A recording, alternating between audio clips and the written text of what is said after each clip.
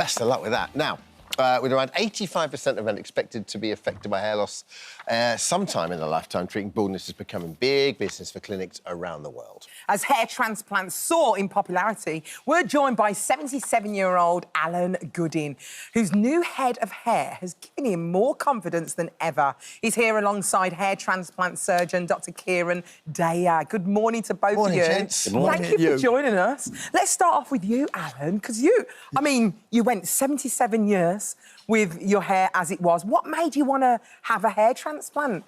I was down the other end having a problem with the scalp. And so they give me some treatment. And the last words they said was, stay out the sun. Yeah. And I loved the sun. I thought, well, I can't have that. I said, there must be another alternative. And they said, well, Wimpole's is a few doors down. Yeah. And so I popped in there. Yeah. That was on the Friday. They were very, very receptive. It was like a dream, really. Yeah. 5 minutes, I was speaking to a surgeon and a nurse who knew everything there was to know. And they convinced me that they could sort of put me barnet back to where it should be. I mean, what was your hair like beforehand? We just saw little pictures there. Have we got a picture? Yeah. Well, can we see Let's him have a again, look. guys? Here we go. well, It is yeah, the See, it wasn't that bad. yeah, but it looked like someone's driven a lawnmower through the middle. Yes. No, and I didn't realise it was that bad, so I wasn't bothered by Yeah, it. you Yeah. wasn't. And then, but when the sun element come into it, I thought, well, I can't have that. Yeah. So I went in there and off we went. Look at really. you now. Great, Alan. It looks so Really good. Were you, I'm loving this. Keep it up. were you nervous at all about getting it done? Like the actual procedure? No, it was very spur of the moment. I went in on the Friday. After the advice they give me, I said, when can we do it? He said, the Monday. Crash, bang, wallop, and away we went. Is it quite you know. painful? Not as painful as I thought it'd be. I was warned it'd hurt, but it didn't really, no. Yeah. And then what's the recovery procedure like? Like, what do you have to do then? It goes over 3 months, but there's no pain or anything with it. It's just you get some sort of bum fluff that comes up, and then and then it drops out, and then the shoots begin. Yeah. And It's unbelievable. where it's a 3 month period, you don't really notice it every day when you're shaving. You know, it's just beginning to happen. So who was the first person who saw you and was like, hold on a minute, you're looking different, Alan? Well, funny enough, it was one of my pals who I see sort of regularly once a week. And he said to me, I don't know what it is, but you're looking younger. and that's how it begun. But when you see people regular, Yeah. it's when they don't see you. Yeah. I mean, my daughter said, we got to change your Facebook profile. She said, no one's going to believe that's you anymore. Honestly, you look completely And- different. Like, now seeing that photo Completely. to now, it's You look so much younger. You look so much younger. Yeah, well, I'll Has it definitely have that. has it made you feel younger? Have you thought, you know what, I want to get into the dating scene now? No, I was always sort of pretty confident. But I suppose as you slip into the October years, it probably tends to wane a bit, you know. So I imagine, yeah, it does give you the oomph to want to go a bit more gung-ho. I was going to ask that. How has it changed your life? Or has it changed it much, or is it just small? Do you just feel a little bit more confident? More than a little bit, I suppose. Yeah. I just enjoy it, really. Yeah.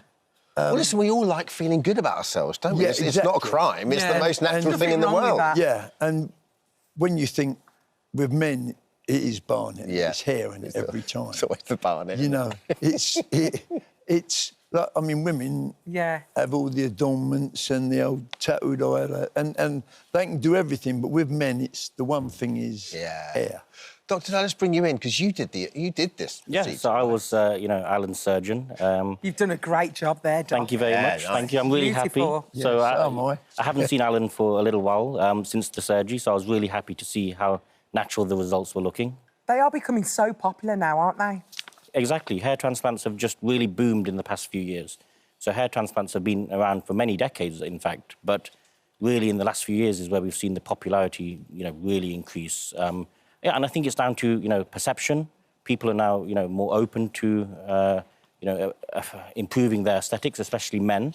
Yeah. And also they're seeing what improvements can be made with, with relatively, minimally invasive procedure. Yeah. And the improvements like Alan is showing. I was reading about the techniques. It feels. Can you explain the FUT and the FUE? Because there's two, and then now one is sort of more prevalent, and that's the easier one to do. Is that right? So FUT is the older technique that was used for many decades. And what was that? Where we surgically take a strip of skin and hair from the back of the scalp. We then suture that so it heals nicely, and then we extract the follicles from this piece of tissue and skin. So FUE has really taken off in the past 5 to 10 years, and that's the more popular mechanism that clients are choosing, like Alan, to go with, where we take the follicles individually. So it's, smaller, minimally visible scarring. Yeah, so it's minimally visible. It's quicker healing time. And this is what a lot of our clients are opting to go for. Now, there is certainly still a role for FUT, especially when we're going for unshaven surgeries. But the vast majority, 99% plus, will be going for FUEs now. Just out of interest, do you do women as well? Yeah, we do women, and women is a growing market. Yeah. Women who are looking to optimise their hairlines and have the hairlines that they've seen on social media or so on. Women's surgeries are definitely increasing. And in terms of risks, I mean, is it pretty safe? Yeah, I mean, in our clinic, we've been operating the longest-standing clinic for 30 years on Harley Street, and we've not had any serious event during this time. It's a minimally invasive procedure. I mean, every surgery does come with risks, but fortunately, it's really quite a safe procedure. What about people deciding to do it abroad? Would you recommend that or not really? Well, it really has to come down to what the client's after. Now, people need to realise that there are different standards of safety abroad. You need to really do your homework with what the clinic is offering, their reputation. And, for me, it's such an important investment. If it's done correctly, it's going to last a lifetime. Yeah. So for me, wherever a client chooses to go, they need to make sure they're going somewhere reputable, that's safe. Unfortunately, when you're going abroad, you can't always have that confidence. Lastly, I mean, what's your family think? They must be over the moon. Oh, yeah, they love it. All my daughters have all different ideas for me now, but I'm in all the selfies now. I think they used to drop me out. Did they? Oh, can we have a selfie with you later? We'll have a selfie. Yeah. Never mind that. It's going to be my mum, your dad next. This one is absolutely fine. I know. We're going to get you a date. And that's exactly what we want to hear. We want to hear clients like Alan who are having fantastic results and affecting their lives, giving him confidence and benefiting from it. So, Alan, Kieran, thank you for joining us. Thank you so much.